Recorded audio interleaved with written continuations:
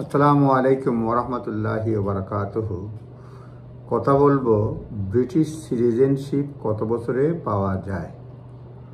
British citizenship কত বছরে পাবেন ডিপেন্ড করে আপনি কি ভিসায় ব্রিটেনে প্রবেশ করেছেন। For those who seek to apply naturalize as a British citizen, the period required will depend on method of obtaining settlement. কিভাবে আপনি সেটেলমেন্ট পেয়েছেন তার উপরে নির্ভর করে। The minimum time period for the period is 5 years.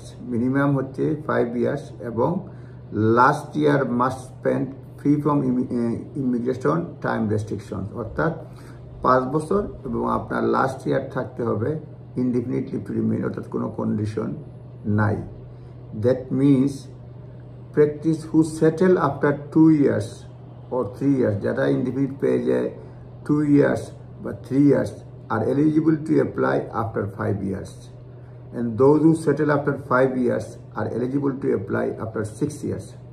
অর্থাৎ আপনার indefinite পাওয়ার পরে 1 বছর থাকতে হবে, তারপরে সিটিজেনশিপের জন্য অ্যাপ্লাই করতে পারবেন। The only exception to where applicant is married to a British citizen, exceptionটা হচ্ছে applicant যদি British citizenকে বিয়ে করে, in which case possible to apply naturalization after 3 years and immediately obtaining indefinite leave to remain. এটা ছিল, এটা আইনে আছেই, কিন্তু যেহেতু এখন সেটেলমেন্ট করে ফেলছে স্পাউস ভিসায়, যদি কেউ স্পাউস ভিসায় আসে তাহলে 5 বছর পরে সে ইনডিফিনিট পায়, অর্থাৎ সে 5 বছর পরে অ্যাপ্লাই করতে পারবে।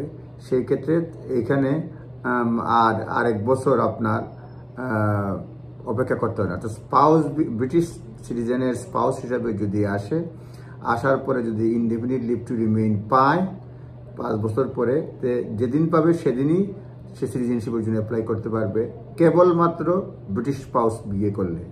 আর অন্য সকল ক্ষেত্রে ইনডিফিনিট পাওয়ার পরে 1 বছর ইনডিফিনিট লিভ থাকার পরে করতে হবে, 1 বছর ফ্রি ফ্রম রেস্ট্রিকশন থাকতে হবে। সুতরাং দুইটাই বলা যায় ক্রাইটেরিয়া, মানে একটা হচ্ছে 5 বছর, আর যারা 5 বছরে পান তারা 6 বছরে, স্পাউস ভিসা 5 বছরে।